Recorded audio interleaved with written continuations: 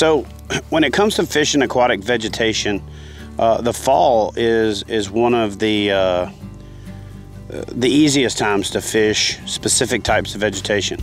When you've got cool fronts and then it warms up, and then cool fronts and then it warms up, you're gonna find what I call edges, places where there's a hard edge of the hydrilla. And what I like is I really like to find the places where the hydrilla and the milfoil come together and there's a gap in between, almost like a tunnel.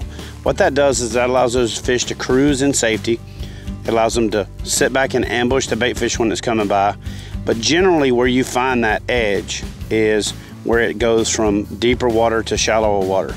And with frontal systems and all the temperature drops and things that have in the fall, bass really like to get out or get in an area where there's shallow water in relative proximity to deep water.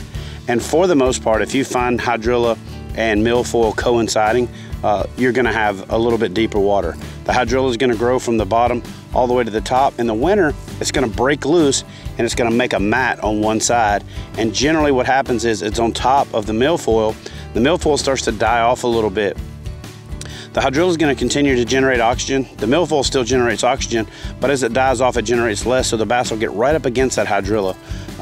So punching, flipping, you know, presentations that are going to allow you to fish in the hydrilla are going to do really well. But baits like crankbaits, chatterbaits, spinnerbaits run down that hard edge, or thrown out and let fall all the way to the bottom and then just ticked across the top of the milfoil are perfect fall presentations.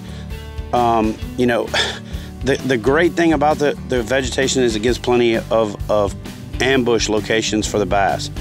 What can be frustrating about it is that not all grass is created equal.